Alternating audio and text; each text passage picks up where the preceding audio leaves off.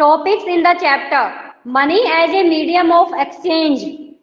ये हमारे इस चैप्टर के अंदर टॉपिक्स हैं, ठीक है। हम मनी के बारे में पढ़ेंगे जो कि एक मीडियम ऑफ एक्सचेंज है, एक्सचेंज का मीडियम है, ये माध्यम है। Modern forms of money, money के आधुनिक रूप हम देखेंगे। Loan activities of banks, bank में जो लोन लिया जाता है उनकी एक्टिविटीज को हम देखेंगे। Two different credit situations, terms of credit, formal sector credit in India, informal sector credit in India, self help groups for the poor, गरीबों के लिए जो सेल्फ हेल्प ग्रुप्स हैं उनके बारे में हम पढ़ेंगे। ओके, आगे है व्हाट इज मनी, मनी क्या है। Money is something that can be use as a means of payment, money है जो कि यूज की जाती है as a means of payment, payment के रूप में, आप सभी को अच्छे से पता है। अ मेजर ऑफ वैल्यू और अ मीडियम ऑफ एक्सचेंज, देखो इस पिक्चर में दिखाया हुआ है, ठीक है। For example currency notes, metal coins, demand deposits, etc, ये सभी मनी के रूप हैं। एग्जाम्पल्स दिए हुए हैं आप सभी के सामने। मनी तो आप सभी रखते हो, तो आप सभी को पता है कि मनी से आप क्या कर सकते हो, पेमेंट कर सकते हो, ओके। और ये मीडियम ऑफ एक्सचेंज है कि आपने मनी दी, उसके बदले में आपने कुछ थिंग्स को परचेज कर लिया। देखिए बार्टर दिया हुआ है, एक बार्टर सिस्टम आता है जो आप सभी को पढ़ना है। देन गोल्ड है और metal coins, paper money, plastic cards, electronic money, electronic money, e money भी जिसको आप बोलते हो, जो आप नेट के थ्रू पेमेंट करते हो, इलेक्ट्रिसिटी बिल पे करना, टीवी डीटीएच टीवी रिचार्ज करना, खुद का मोबाइल रिचार्ज करना। सुनाई दे रहा है आप सभी को? Yes ma'am. आगे देखिए, ये क्वेश्चन जो है बहुत इंपॉर्टेंट है, बार्टर सिस्टम। ये जो है ये बहुत अच्छा क्वेश्चन है, ये आता ही है।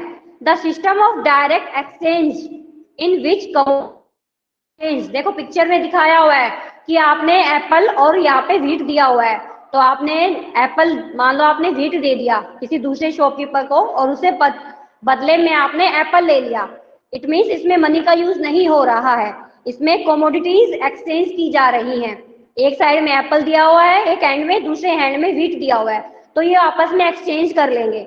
फॉर एग्जाम्पल आपको एप्पल चाहिए तो आप व्हीट दे दोगे उसको और उसके बदले में आप एप्पल्स ले लोगे, तो ये एक्सचेंज है कमोडिटीज का, इसको हम कहेंगे बार्टर सिस्टम। तो इन एंशिएंट टाइम्स, पुराने समय में, अभी तो ये बार्टर सिस्टम नहीं चलता है, ये पुराने समय में चलता था जब लोगों के पास पहले पैसे नहीं होते थे। आपकी बुक में भी एग्जाम्पल दिया हुआ है एनसीईआरटी में कि एक किसान जो है वो गेहूं बेच करके बदले में शूज लेके आता है, उसको पेयर शूज चाहिए होते हैं तो वो शूज लेके आता है। तो पुराने समय में यही होता था, लोग गेहूं, बाजरा और सरसों ये सब बेच करके बदले में कोई पशु खरीद लाता था, कोई जो भी उनको जरूरत का सामान चाहिए होता था वो एक्सचेंज के थ्रू लाते थे, क्योंकि पहले इतनी मनी नहीं होती थी। तो देखिए ancient times when the concept of money was not involved, क्योंकि उस टाइम तो मनी का कंसेप्ट आया ही नहीं था। People used to transact through the barter system of exchange. The barter system was used before the advent of money. People used to exchange one thing for another in this system. नीचे फिर से picture दी हुई है, Apple और बनाना दिखाए हुए हैं कि पीपल जो है वो एक्सचेंज के लिए वन थिंग से अनदर थिंग एक्सचेंज करते थे बार्टर सिस्टम में। तो इट मीन्स इसमें मनी का कोई यूज नहीं था। Clear? Yes ma'am. Yes ma'am. आगे देखिए, need of double coincidence of bonds, ये भी अच्छा है। अब देखो यहाँ पे एक प्रॉब्लम दी हुई है, मिलास की problem. He is a potter maker pots, ये पोट्स बना रहा है, मिट्टी के जो पोट आते हैं, and wanted to exchange his pots for some clothes. अब उसको क्लॉथ चाहिए, वो चाहता है कि वो अपने पोट्स को बेच दे और बदले में उसको क्लॉथ मिल जाए। He visited all near by cloth market, तो वो अपने पोट्स को लेकर के नियर बाई मार्केट में जाता है, क्लॉथ मार्केट में, but none of them ready to give the clothes in exchange of his pots, लेकिन उनमें से कोई भी उसके पोट्स के बदले में उनको क्लॉथ देने को एग्री नहीं होता है। इट मीन्स हो सकता है कि जो भी नियर बाई मार्केट में, क्लॉथ मार्केट जो था वहां पे लोगों को पोट्स चाहिए नहीं होंगे, इसीलिए कोई एग्री नहीं हुआ। They want something different against their clothes. अब देखो ये भी तो हो सकता है कि जरूरी तो नहीं, अब पोट देने वाले को तो क्लॉथ चाहिए, जैसे आयरन है, मान लो दिव्यांशु है, दिव्यांशु के पास पोर्ट है, अब चाह रहा है कि उसको कपड़े मिल जाएं बदले में, लेकिन वो क्लॉथ मार्केट में जाता है, लेकिन बाकी के जो बच्चे वहां बैठे हैं, मान लो शौर्य है या और भी सब है, उनको तो पोर्ट नहीं चाहिए, उनको तो बदले में वो अपने कपड़े देना चाहते हैं, लेकिन किसी और चीज के बदले में। अब मतलब इन दोनों की नीड्स तो कंप्लीट ही नहीं हो पा रही, क्योंकि पोर्ट देने वाले को क्लॉथ नहीं मिल रहे और जो क्लॉथ देने वाले हैं उनको उनकी सामान की चीजें नहीं मिल रही। तो आप देखो, to practise barters there must be double coincidence of wants. तो यहाँ पे जो डबल कोइंसिडेंस बन जाता है कि वो जरूरी नहीं कि एक की नीड हो तो दूसरे की भी नीड हो, है ना, जरूरी नहीं कि क्लॉथ देने वाले को पोर्ट ही चाहिए। क्लियर? अब देखो, double coincidence of wants, the double coincidence of wants is the major drawback of the barter system. तो बार्टर सिस्टम हमने देखा है होता है, तो ये डबल कोइंसिडेंस वॉन्ट्स ये सबसे उसका मेजर ड्रॉबैक है, मुख्य अवगुण है ये बार्टर सिस्टम का। क्योंकि हमने ऊपर जो एग्जांपल देखा है उसमें यही हो रहा है कि जो पोर्ट वाला है वो पूरे मार्केट में घूम के आ गया, लेकिन उसको तो कपड़े ही नहीं मिले, क्योंकि जो क्लॉथ बेचने वाले थे उनको तो कुछ और चाहिए था। तो यहाँ पे डबल कोइंसिडेंस ऑफ वॉन्ट्स हो जाता है। तो ये बार्टर सिस्टम का सबसे मेजर ड्रॉबैक है। It can be very difficult to find a person who can fulfil this condition. और कभी कभी ये बहुत ही डिफिकल्ट हो जाता है कि आपको कोई ऐसा पर्सन मिले जो who can fulfil this condition, जो आपकी कंडीशन को फुलफिल करे। जैसे ऊपर हमने देखा कि पोर्ट वाले को तो क्लॉथ मिल ही नहीं रहे हैं क्योंकि उसकी कंडीशंस को कोई फुलफिल ही नहीं कर पा रहा है। This is a value of exchange in this system. I will give shoes for a new hammer. आपको मैं एक न्यू हैमर के बदले, थोड़े के बदले, I will give rice for shoes, ये कह रहा है कि मैं आपको शूज के बदले राइस दूंगा। ये कह रहा है I have fish to give and I need rice, ये कह रहा है कि मैं आपको फिश दे सकता हूँ और मुझे राइस चाहिए। No exchange possible as requirement do not match. क्या इनकी जो रिक्वायरमेंट्स है वो मैच हो रही है क्या? No ma'am. No ma'am. एक तो कह रहा है कि शूज और हैमर, एक कह रहा है राइस और शूज, एक कह रहा है कि फिश और राइस। तो इन आपस में इनके मैच होंगी तभी तो एक्सचेंज करेंगे एक दूसरे से। अब आपको मान लो राइस चाहिए, आपको शूज के बदले हैमर नहीं चाहिए, तो आप क्यों देंगे राइस? आप देंगे ही नहीं राइस, बिकॉज आपको हैमर की नीड नहीं है। आपको ऐसे ही आपको शूज नहीं चाहिए, तो ये देखो नो एक्सचेंज हो पॉसिबल, क्योंकि एक्सचेंज इनके आपस में पॉसिबल हो ही नहीं रहा है। क्योंकि आपको मान लो राइस के बदले आपको व्हीट चाहिए, तो आप व्हीट ही लेंगे, अदरवाइज आप नहीं लेंगे। This drawback was eliminated by the invention of money. और जो ये बार्टर सिस्टम में जो मेजर ड्रॉबैक था, इसका एलिमिनेशन किया गया। किसके थ्रू? फिर इन्वेंशन हुआ मनी का, मनी आई, मनी की खोज हुई, पैसों की खोज हुई, रुपए की खोज हुई। उसके बाद जो ड्रॉबैक है उसका एलिमिनेशन किया गया, क्योंकि अब तो हम पैसे दे करके कुछ भी खरीद सकते हैं जो हमें अच्छा लगे, पहले तो ऐसा था ही नहीं। It can be accepted as a common medium of exchange and can also be easily sorted। और जो ड्रॉबैक है उसको इजीली sorted किया गया। ठीक है, कॉमन मीडियम ऑफ एक्सचेंज हो गया मनी, आज आप पैसे देकर के कुछ भी खरीद सकते हो। आगे देखिए, किसी का माइक ऑन है वो ऑफ कर दीजिए। Money as a medium of exchange, कि कैसे मनी जो है वो एक एक्सचेंज का मीडियम है। हाउ, कैसे, हम देखेंगे। Money is a means by which we can get something in exchange। money is a means by which we can get something। हम कुछ भी प्राप्त कर सकते हैं मनी से एक्सचेंज में। Initially coins came into use। coins use में आते हैं, ऊपर पिक्चर में coins दिखाए हुए हैं, आप सभी के पास होते हैं। The coins were initially made of precious metals like gold and silver। जो coins हैं वो precious metal से बनते हैं, कीमती धातुओं से, जैसे कि gold and silver।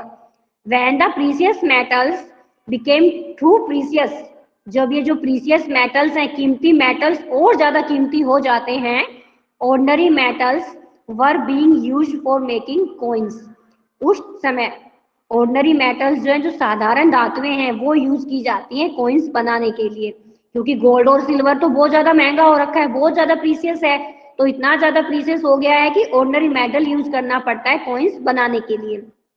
जो कॉइन्स हम यूज करते हैं उसमें ऑर्डिनरी मेटल होता है, प्लस में सिल्वर भी होता है, लेकिन सिल्वर बहुत कम मात्रा में मिला हुआ होता है। आगे देखिए, मनी, पेपर मनी जो आपके पास कागज के नोट होते हैं, और currency notes gradually took place of coins although coins of smaller denominations are still in use. आधुनिक युग में अभी जो चल रहा है आपका मॉडर्न युग, money as a medium of exchange. A person holding money can exchange it for any desired good and service in the market. एक पर्सन जो है वो कुछ भी मनी के थ्रू एक्सचेंज कर सकता है, खरीद सकता है any desired good and service in the market. ऊपर पेपर है, नीचे कॉइन्स दिया हुआ है, इधर आपका डेबिट क्रेडिट कार्ड भी दिया हुआ है और आपके कॉइन्स भी दिए हुए हैं। ये सब आपके मॉडर्न फॉर्म्स ऑफ मनी, आज के आधुनिक युग की फॉर्म्स है मनी की। आजकल मेनली डेबिट कार्ड और क्रेडिट कार्ड यूज होते हैं।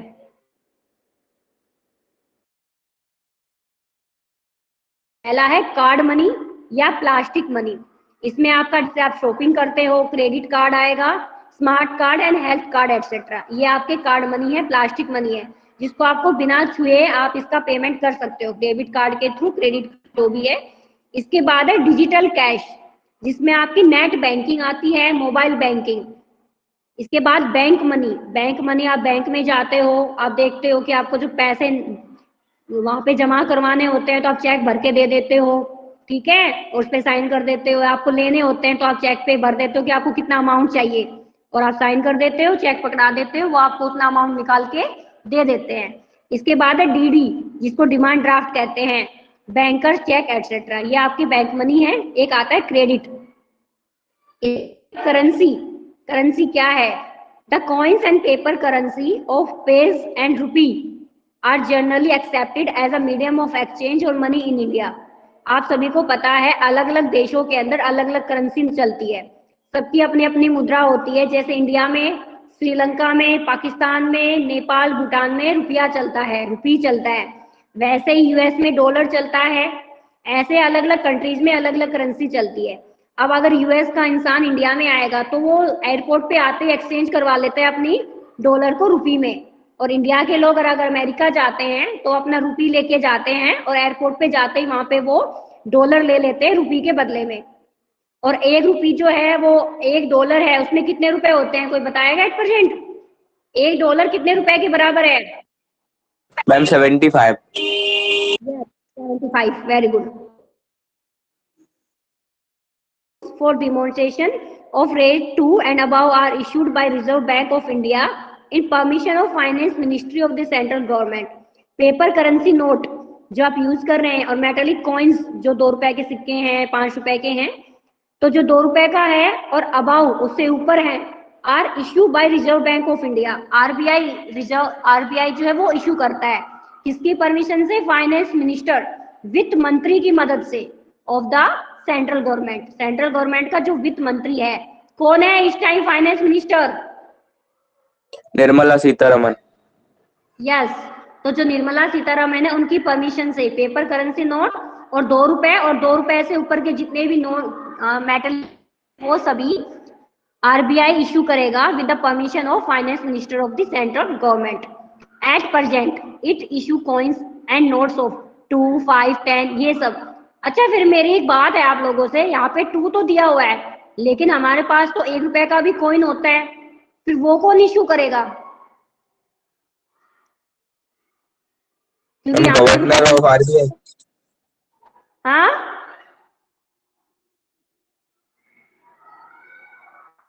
बताइए।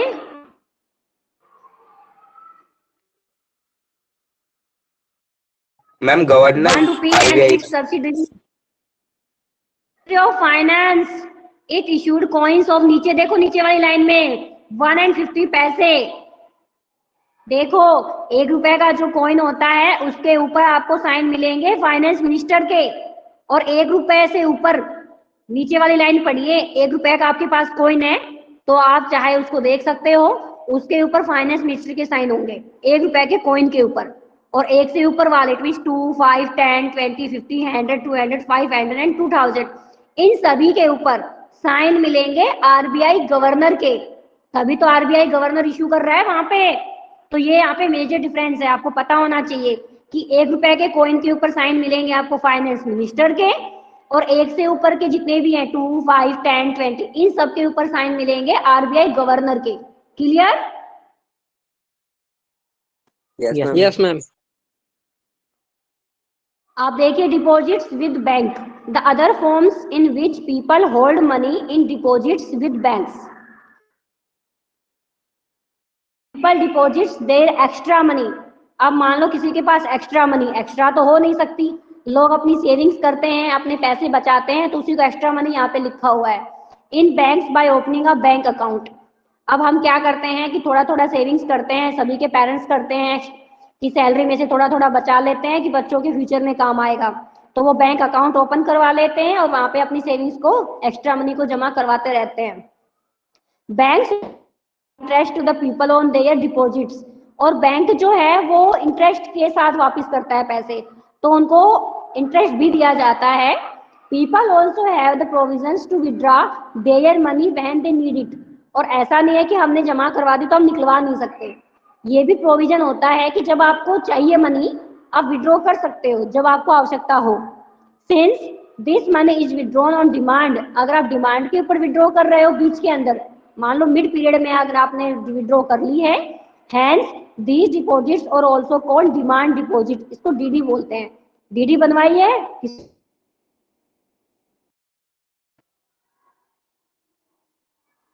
ओके।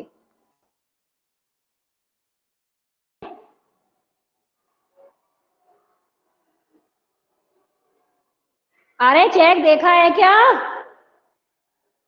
Yes ma'am. नहीं देखा तो पिक्चर नहीं देखो, आप सभी के सामने पिक्चर है, ठीक है। It is a written document, एक रिटन डॉक्यूमेंट होता है ये, with which a depositor orders his bankers to pay a certain amount to himself or the bearer or to a certain person. मान लो आपको किसी को चेक देना है, तो आप रुपीज लिख दोगे कि इतने इतने पैसे आप रुपीज आपको देने हैं और इसको देने हैं, आप उसका भी नाम लिख देते हो और साइन कर देते हो, तो जिसको आप पेमेंट करते हो उसको पेमेंट हो जाती है। या मान लो आपको खुद से डीडी वो करवाते हैं, स्कूल में जाके नेफ्ट वगैरह करवाते हैं, तो उसमें हिमसेल्फ लिखना पड़ता है, ठीक है। आप खुद के बैंक में, तो उसमें हिमसेल्फ भी आप लिख सकते हो कि सेल्फ पे कर रहे हो आप सभी। तो देखो ये चेक नीचे लिखा हुआ है, पूरा लिख रखा है पे, सैंपल पे कंपनी, ये कंपनी को पे कर रहा है। फिर कितने रुपए पे कर रहा है लिखा हुआ है 46,450। ये वर्ड्स में भी लिखना पड़ता है और अमाउंट भी लिखना पड़ता है। देन आप अपना अकाउंट नंबर भी लिखोगे वहां पे और साइन कर दोगे डेट के साथ, तो वो जो है पेमेंट हो जाती है। ये चेक दिया हुआ है। आगे है फीचर्स ऑफ चेक। अब चेक के भी अलग अलग फीचर्स होते हैं। Cheque is a written document prescribed from provided by bank. Bank में जब आप जाते हो तो वहां चेक रखे रहते हैं, वहां पे आप चेक लेकर के भर सकते हो। It is written by a depositor to his banker.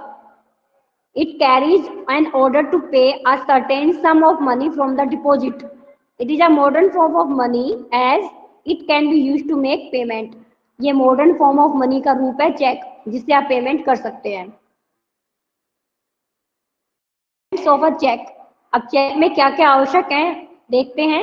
सबसे मेन है सिग्नेचर ऑफ डिपॉजिटर, जिसने डिपॉजिट कर रखे हैं वो इसमें साइन भी करेगा, सबसे मेन है ये साइन। जब भी आप चेक देते हो तो जो बैंक मैनेजर बैठा हुआ होता है वो उसी टाइम आपके साइन चेक करता है। कंप्यूटर खोलेगा, कंप्यूटर में आपके चेक साइन कर, जो आपके साइन है वो चेक करेगा, क्योंकि आजकल साइन हो जाते हैं फर्जी, तो वो चेक करते हैं। Name of payee shall bear any third party, वो चेक करता है कि किसको पे करना है। Amount must be specific and written in both words and numbers, और जितना भी अमाउंट आपको लेना है या पे करना है आप वो रिटर्न दोनों में लिखेंगे, वर्ड्स में भी लिखेंगे और नंबर्स भी लिखेंगे। डेट ऑफ ड्रॉइंग और मेकिंग, आप डेट भी डालेंगे उसके अंदर जिस दिन भी आप चेक भर रहे हो।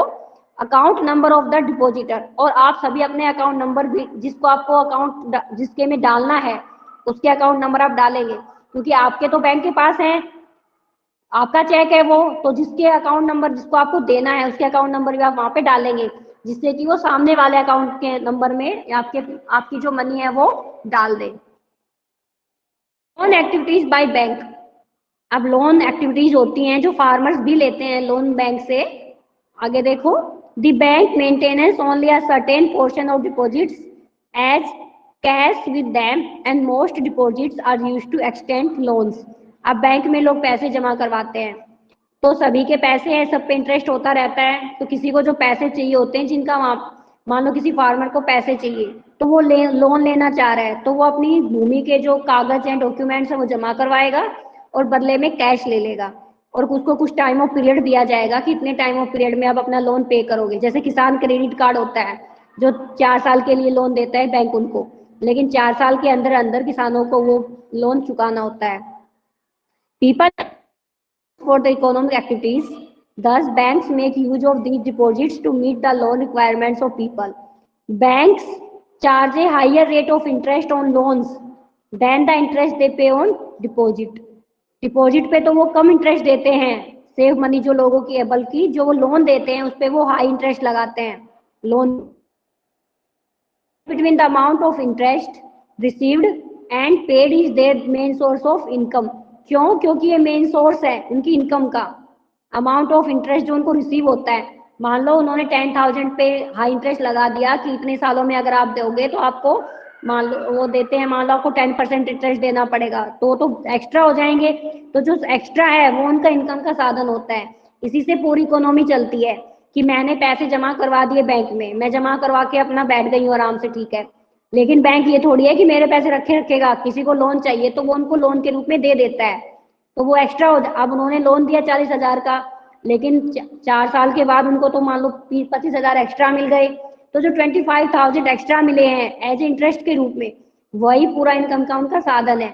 ऐसे एक्सचेंज ऑफर चलता रहता है, आपस में लोन दिए जाते हैं, लिए जाते हैं, इंटरेस्ट लेना देना, तो इसी से इकोनॉमी चलती है। पैसा एक जगह ठहरता नहीं है, वो घूमता रहता है।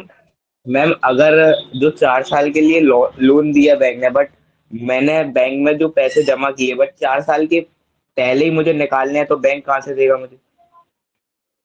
बैंक के पास आप ही के पैसे थोड़ी हैं, और भी बहुत सारे लोग हैं। बैंक अपने पास कुछ हिस्सा रखते हैं। देखो 100% में से वो लोग क्या करते हैं, 175% तो वो लोगों को लोन दे देते हैं, बचा 25% वो ऑलवेज अपने पास रखते हैं। 25% जैसा कि किसी को मान लो मिड में जरूरत पड़ गई बहुत ज्यादा, उसको पैसे चाहिए, तो बैंक उसको डिनाई थोड़ी ना कर सकता है, क्योंकि उसके तो पैसे हैं बैंक में। तो जो हर एक बैंक यही करता है, वो 75% तो लोन पे दे देता है लोगों को, लेकिन 25% ऑलवेज अपने पास रखता है, ऑलवेज उनके पास रहते हैं वो। ऐसे चलता है पूरा प्रोसेस। सारे वो 100% पैसे अपने पास जमा नहीं रखता, ऐसे तो इकोनॉमी ठप हो जाएगी, बिल्कुल बैठ ही जाएगा, डेवलपमेंट होगा ही नहीं। ठीक है, तो जो हमारा पैसा है वो लोन में बैठा नहीं रहता है जगह कि हमने पैसे जमा कर दे, हमारे पैसे वही वाले नोट है, वही वाले नंबर वहीं पे मिलेंगे, नहीं, वो पूरा प्रोसेस चलता रहता है। हाँ, 25% हर एक बैंक अपने पास रखता है। उनको पता है कि भैया उनके जो सेविंग वाले हैं वो कभी भी आके कभी भी ले जा सकते हैं। Clear? Yes ma'am. Clear? Yes ma'am. Yes ma'am. चलिए, बैंक के नियमों के बारे में पढ़ोगे तो साफ साफ उसमें लिखा हुआ है। आगे देखिए, 2 डिफरेंट क्रेडिट सिचुएशंस। अब ये देखते हैं कौन कौन सी हैं। A large number of transactions in our day to day activities involve credit in some form of the or the other agreement in which the lender supplies the borrower with money, goods or services in return for their promise of future payment। देखो लिखा हुआ है, credit या loan क्या refers करता है, agreement होता है, इन विच जिसमें the lender supplies the borrower जो उधार से लेता है विद मनी, गुड्स और services in return for the promise of future payment. Two examples. अब यहाँ फेस्टिवल सीजन आ गया, ठीक है। It is festival season 2 months from now and the shoe manufacturer Salim has received an order from a large trader in town for 3,000 pairs of shoes to be delivered in a month time. Festival season आ गया है, सलीम जो है उसको एक order आया है, बहुत ही लार्ज ऑर्डर मिला है उसको, वो लार्ज ट्रेडर भी है, उसको 3,000 पेयर्स ऑफ शूज बनाने हैं, विद इन अ मंथ में डिलीवर करने, 1 मंथ के अंदर। To complete production on time, Salim has to hire a few more workers. अब उसको अपना काम एक महीने के अंदर पूरा करने के लिए कुछ ज्यादा वर्कर्स की जरूरत पड़ेगी, हायर करने हैं उसको, किराए पे लेने पड़ेंगे। And post more workers for stitching, सिलने के लिए शूज, एंड पेस्टिंग, पेस्ट करने के लिए उसको वर्कर्स चाहिए। ही है मटेरियल, उसको कच्चा माल भी खरीदना है। टू मीट दीज एक्सपेंसेस, अब उसको खर्चा होगा, वर्कर्स को सैलरी देनी पड़ेगी, प्लस में उसको कच्चा माल भी खरीदना है, तो उसको पैसे तो चाहिए। Salim obtain loan from two sources, अब सलीम जो है वो दो तरीकों से लोन ले सकता है। कैसे देखते हैं? फर्स्ट, पहले ही ask the leather supplier to supply leather, supplier को and promises to pay him later, कि मैं आपको बाद में पे कर दूंगा, पहले आप मुझे लेदर सप्लाई कर दो। दूसरा, he obtains loan in cash from the last trader as advance payment for 1000 pairs of shoes with a promise to deliver the whole order by the end of the month. दो तरीके हैं सलीम के पास। एक तो वो लेदर वाले बेचने वाले को बोल देगा कि आप मुझे लेदर दे दो, जैसे ही मेरे शूज बिक जाएंगे मैं आपकी मनी आपको रिटर्न कर दूंगा। या मान लो मैंने ऑर्डर दिया है उसको 3000 पेयर्स का, तो वो मुझसे कहेगा कि आपने मुझे 3000 पेयर्स का ऑर्डर दिया है, आप मुझे 1000 पेयर्स की मनी एडवांस दे दो। जैसे ही एडवांस आप मुझे दे दीजिए और बाद में जितने भी आपके हों वो आपने काट लेना एंड ऑफ द मंथ। दो तरीके हैं उसके पास। At the end of the month Salim is able to deliver the order, make a good profit and repay the money that he had borrowed, और लास्ट में उसको अच्छी पेमेंट मिल जाती है, सलीम का काम पूरा हो जाता है, तो जो अपने उधार पैसे हैं वो पूरा कर देता है। To meet the working capital needs of production, इस केस के अंदर सलीम जो है वो उसको मीट द वर्किंग कैपिटल होती है जो हाथों में नहीं रहती, जो घूमती रहती है, वर्किंग कैपिटल एक जगह से दूसरी जगह पे घूमती रहती है। Expenses of production, complete production on time and thereby increase his earnings, तो जो क्रेडिट है वो उसकी हेल्प करता है, जो उसको एडवांस में भी मिलता है। ऑनगोइंग एक्सपेंसेस, जो उसके डेली के खर्चे हैं, प्रोडक्शन का जो खर्चा होता है, रॉ मटेरियल खरीदना है, लेदर लेना है, वर्कर्स को हायर किया है उनकी सैलरी देनी है, कंप्लीट प्रोडक्शन करना है वो भी टाइम पे, and thereby increase his earnings. Credit therefore play a positive role in this situation। अब आगे है सपना की प्रॉब्लम है, एक सपना है, सिचुएशन हम कल देखेंगे। टर्म्स ऑफ क्रेडिट है, क्रेडिट अरेंजमेंट है, loan from cooperatives, credit source on India, formal informal sector है, आरबीआई का रोल देखेंगे हम। ओके, ये सब हम सेल्फ तो आता भी। क्लियर?